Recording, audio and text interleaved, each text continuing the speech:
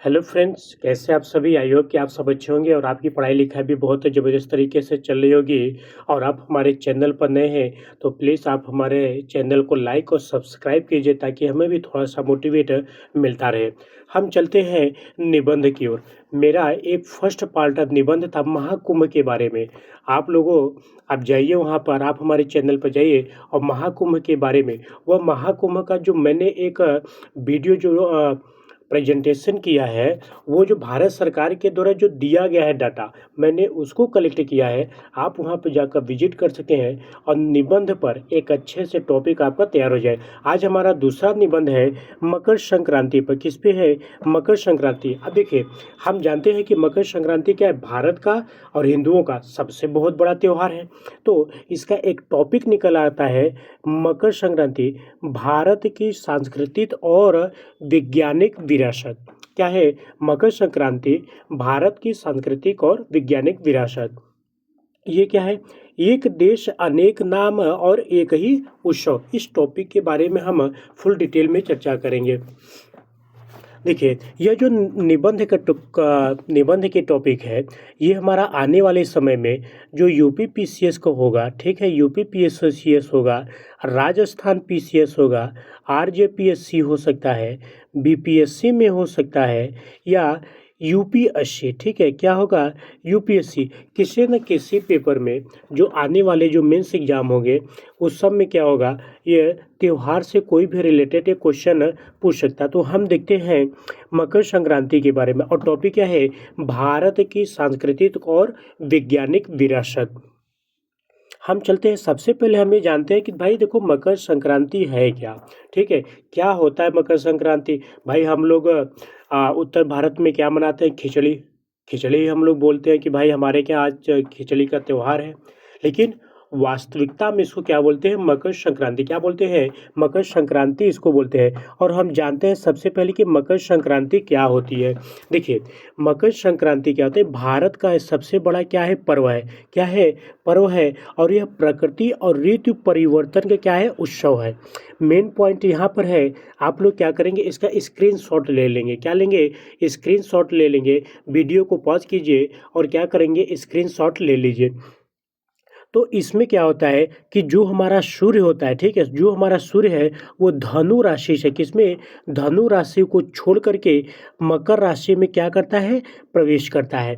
हम दूसरा पॉइंट देखेंगे कि सूर्य का उत्तरायण होना। सूर्य का उत्तरायण का मतलब ये होता है कि सूर्य जो है इस टाइम मकर रेखा पर, कहाँ पर है? मकर रेखा पर है। अब मकर रेखा से यानी कि मकर संक्रांति के दिन से क्या होता है?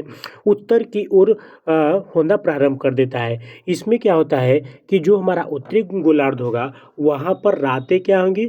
छोटे होंगी और दिन क्या होंगे? बड़े होने लगते हैं। और यही अगर सेम टू सेम अगर दक्षिण गोलार्ध में देखा जाए, ठीक है, दक्षिण गोलार्ध में अगर देखा जाए तो रातें क्या होगी? बड़े होंगी और दिन क्या होंगे? छोटे होने लगेंगे।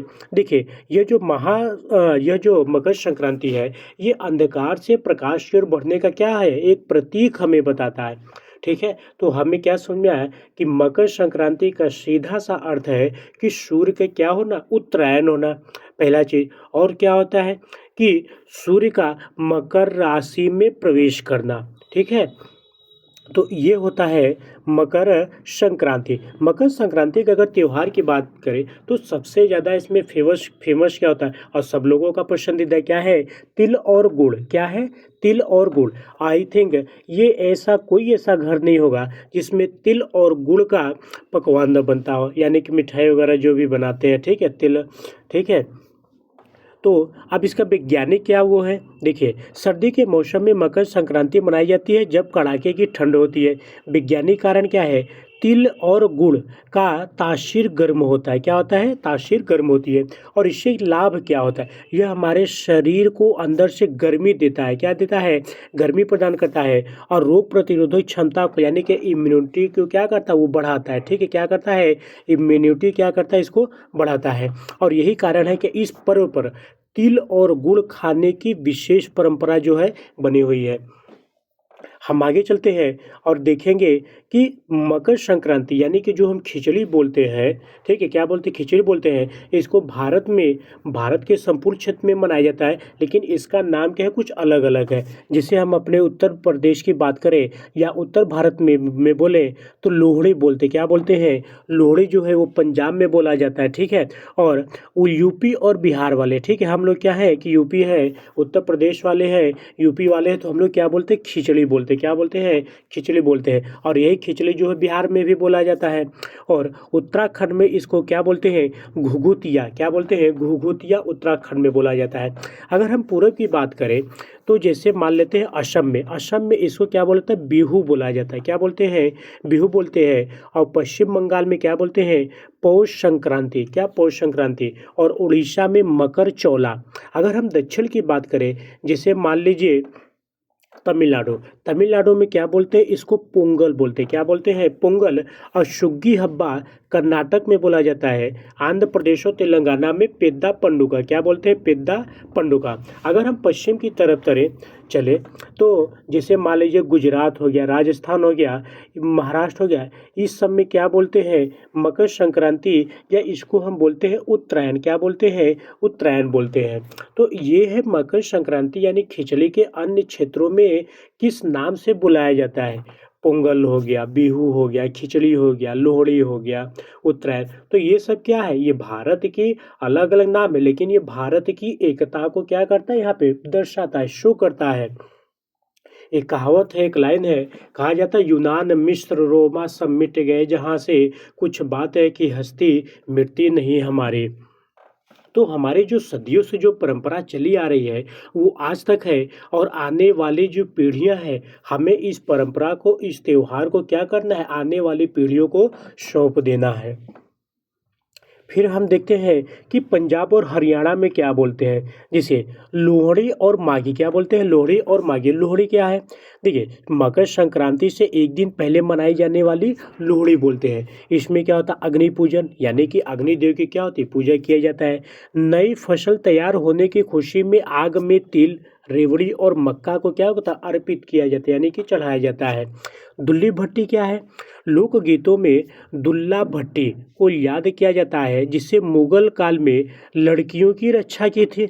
यानी कि इसकी जो परंपरा है कहाँ से लिया गया, मुगल काल में। मुगल काल में क्या होता था कि दुल्ला भट्टी एक लोकगीत है, ठीक है। इसमें क्या होता है, लड़कियों की रक्षा के लिए दुल्ला भट्टी किया जाता था। संक्रांति के दिन को यहाँ पे माघी कहा जाता है, क्या बोलते हैं, माघी, यानी जो मकर संक्रांति उसको क्या बोलते हैं, माघी बोला जाता है। अब उत्तर प्रदेश और बिहार की हम बात करते हैं तो उत्तर प्रदेश और बिहार में क्या बोलते हैं, उत्तर प्रदेश और बिहार में खिचड़ी पर्व है। और कहते हैं कि उत्तर प्रदेश में प्रयागराज है, प्रयागराज में क्या है, संगम है। और उस संगम में माघ मेला का आयोजन किया जाता है। कहाँ पे, उत्तर प्रदेश के प्रयागराज जिले में हर साल माघ मेला का आयोजन किया जाता है। और इस साल भी बहुत ज़्यादा भीड़ लगी हुई संगम पे। और जो लोग प्रयागराज के हैं, जो भी उत्तर प्रदेश के हैं या पूरे भारत से हैं, आप आइए प्रयागराज, संगम पर स्नान कीजिए। तो हम देखिए, उत्तर प्रदेश में क्या खिचड़ी बोलते हैं। अब इसमें क्या होता है, स्नान और दान, यानी कि गंगा स्नान करने के बाद क्या होता है, सीधा दान करने का विशेष महत्व है। यानी कि जो कोई व्यक्ति जो है, और खासतर इससे क्या होती है, जो हमारे माता होती हैं, जो हमारी मम्मी होती हैं, मम्मी क्या करती है कि गंगा स्नान में स्नान करती हैं। फिर उसके बाद क्या होता है, खिचड़ी, ठीक है, चावल हो गया, सब्जी हो गया, कुछ जैसे आलू हो गया, प्याज हो गया, ये सब क्या करती हैं, दान करती है, ठीक, क्या करती हैं, दान करती हैं। पंडित को, गरीबों को, सबको क्या करती है, दान करती है। गोरखपुर में बाबा गोरखनाथ ने अपने खपर में खिचड़ी ग्रहण की थी, इसीलिए गोरखनाथ मंदिर में खिचड़ी भी चढ़ाई जाती है। देखिए, प्रयागराज संगम तट पर कल्पवासियों का एक महीने का क्या होता है, माघ मेला, क्या चलता है, ये माघ मेला प्रारंभ होता है। यानी कि प्रयागराज में माघ मेला जो है वो प्रारंभ हो चुका है। और यहाँ पे भीड़ भी बहुत ज़्यादा लग रही है, ठीक है। तो इसको लिखना कैसे है, मेंस के एग्जाम में इसको देखना क्या है, बहुत ही इम्पोर्टेंट है। और सबसे बड़ी चीज़, लड़कों का एक फेवरेट क्या है इसमें, पतंग उड़ाना। क्या है भाई, उत्तर प्रदेश और बिहार के लोग क्या करते हैं कि सबसे ज़्यादा पतंग उड़ाते हैं खिचड़ी में। खिचड़ी का मेला क्यों लगता है, हर एक जगह खिचड़ी लगता है, और सबसे ज़्यादा क्या करते हैं, पतंग उड़ाते हैं। एक दूसरे को पतंग को क्या करेंगे, काटेंगे, फिर उसको क्या करेंगे, लूटते हैं। ठीक है, तो गुजरात और राजस्थान में इसको क्या बोलते हैं, उत्तरायण बोलते हैं। क्या बोलते हैं, उत्तरायण बोलते हैं। देखो यहाँ यह धार्मिक से ज़्यादा एक सामाजिक उत्सव होता है। पतंगबाजी, क्या बोलते हैं, पतंगबाजी। सुबह से ही लोग छतों पर चढ़ जाते हैं। जब पतंग कटती है तो काई पूछे, क्या बोलते हैं, काई पूछे का शोर गूंजता है। काई पूछे का मतलब होता है कि जो पतंग कटा हुआ उसको क्या करना, उसको पकड़ लेना है। ठीक है, बोलते हैं काई पूछे। एक मूवी आई थी पतंग, उसमें भी क्या बोले थे, काई पूछे। क्या बोले थे, काई पूछे, यानी पतंग को क्या करना, पकड़ना। खान पान की अगर बात करें तो इस दिन विशेष क्या होती है, गुजराती सब्जी ऊंधिયું, क्या बोलते हैं, ऊंधिયું और जलेबी खाई जाती है। कहाँ पर, गुजरात और राजस्थान में। महाराष्ट्र की बात करें, देखिए महाराष्ट्र में एक परंपरा है। क्या परंपरा है कि तिल और क्या करते हैं, गुड़। ठीक है, तिल और गुड़ देने की परंपरा, यानी कि एक जो परिवार होता है दूसरे को क्या करता है, दूसरे परिवार को क्या होता है, तिल और गुड़ देने की क्या है, ये महाराष्ट्र में ये कई सदियों से जो है परंपरा चली आ रही है। देखिए यहाँ के लोग क्या करते हैं, एक दूसरे को तिल और गुड़ देते हैं। क्या देते हैं, तिल और गुड़ देते हैं। और उसमें एक प्रसिद्ध वाक्य होता है, क्या क्या वो होता है कि तिल गुड़ ध्या गोड़ गोड़ बोला। क्या बोले, तिल गुड़ ध्या गोड़ गोड़ बोला। इसका मतलब ये हुआ कि तिल और गुड़ लो और मीठा मीठा बोलो। अर्थात कहने का तात्पर्य ये है कि हमारे और आपके बीच में जो भी मतभेद है, समस्याएं हैं, आपसी मनमुटाव है, उन सब को क्या करें, भुला करके एक नए जीवन की शुरुआत करें, एक नए रिश्ते की क्या करें, शुरुआत करें।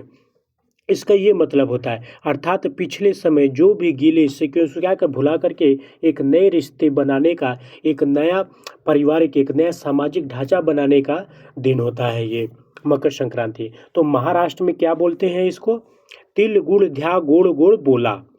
ये क्या है, ये प्रसिद्ध वहाँ का वाक्य है। वो कहाँ का, महाराष्ट्र का। अगर हम तमिलनाडु की बात करें तो तमिलनाडु में क्या बोलते हैं, पोंगल। क्या बोलते हैं, पोंगल बोलते हैं। और यह पोंगल जो होता है 4 दिनों तक चलता है। कितने दिन तक, 4 दिनों तक चलने वाला क्या है, यह उत्सव होता है। देखिए भोंगी पोंगल का मतलब होता है पुरानी वस्तुओं को जलाना। यानी इसमें क्या होता है कि जितने भी पुराने कपड़े होते हैं, ठीक है, पुराने वस्तु क्या उसको जला देते हैं और इंद्रदेव की क्या होती है, पूजा करते हैं। सूर्य पोंगल में क्या होता है कि मुख्य दिन, ये क्या है, मुख्य दिन है। जब मिट्टी के बर्तन में दूध उबाल कर गिरता है तो पोंगलो पोंगल का उद्घोष होता है। क्या होता है, पोंगलो पोंगल का उद्घोष होता है। मट्टू पोंगल क्या होता है, देखो मट्टू यानी नंदी, मट्टू यानी, मट्टू को क्या बोलते हैं, नंदी बोलते हैं। नंदी का मतलब क्या होता है, जैसे गाय बैल की पूजा की जाती है। जल्लीकट्टू खेल का आयोजन किया जाता है। देखिए जल्लीकट्टू का जो खेल का जो आयोजन किया जाता है, ये कहाँ पर किया जाता है, तमिलनाडु पे। कहाँ पर किया जाता है, तमिलनाडु में। यह पेपर में कई बार पूछा है कि जल्लीकट्टू खेल का आयोजन किस राज्य का प्रसिद्ध त्योहार है, तो कि याद रखिए किसका, तमिलनाडु का। अब हम चलते हैं पूर्वोत्तर की ओर। देखो बंगाल पूर्वोत्तर की ओर, अगर हम बंगाल की परंपरा करें, देखो पश्चिम बंगाल में गंगा सागर का मेला लगता है। क्या लगता है, गंगा सागर का मेला। अगर हम असम की बात करें, ठीक है, अगर हम क्या करें, असम की बात करें तो असम में क्या बोलते हैं, बिहू बोलते हैं। बिहू में क्या होता है कि बांस और पत्तों से ठीक है, भेला घर और मेजी बनाई जाती है, जिसे सामूहिक भोज के बाद अगली सुबह इन्हें क्या होता है, यानी कि अगली सुबह यानी मॉर्निंग में क्या होता है, इसको जला दिया जाता है। आप यहाँ पर चित्र देख सकते हैं, ठीक, आप यहाँ पर क्या कर सकते हैं, फिगर को देख सकते हैं। पश्चिम बंगाल की अगर बात करें तो गंगा सागर का मेला लगता है, यानी कि गंगा नदी सागर में मिली थे और कपिल मुनि आश्रम यहीं पर है। ठीक है, गंगा सागर का मेला। ठीक है, गंगा सागर का एक तीर्थ, इस कोटेशन को हमेशा लिखिएगा। ठीक है, क्या लिखना है, सारे तीर्थ बार बार, गंगा सागर एक बार। क्या बोलते हैं इसको, सारे तीर्थ बार बार, गंगा सागर एक बार। यह पवित्र कोटेशन कहाँ के लिए है, गंगा सागर मेला, यानी कि पश्चिम बंगाल के लिए है। ठीक है, अगर हम पौराणिक कथाओं की बात करें, देखिए पौराणिक कथा में क्या है कि भीष्म पितामह, ठीक है, महाभारत में भीष्म पितामह ने प्राण त्यागने के लिए सूर्य के उत्तरायण होने की प्रतीक्षा की थी, क्योंकि मान्यता है कि इस समय देह त्यागने से मोक्ष मिलता है। ठीक है। दूसरा पॉइंट है पिता पुत्र का मिलन। क्या है? पिता पुत्र का मिलन। सूर्यदेव अपने पुत्र शनि के घर जाते हैं। यह आपसी मतभेद भुलाकर प्रेम का प्रतीक होता है। ठीक है। तो मकर संक्रांति क्यों मनाया जाता है? अगर हम पौराणिक कथाओं की बात करें तो क्या है, जो भीष्म पितामह थे, आपने महाभारत देखा होगा, उसमें कौन थे? भीष्म पितामह जी थे। तो भीष्म पितामह ने क्या किया था? सूर्य देव से प्रार्थना किया था कि हे सूर्य नारायण, आप क्या करिए? उत्तरायण होइए, यानी आपका ऊपर की ओर आइए, यानी उत्तरायण होइए।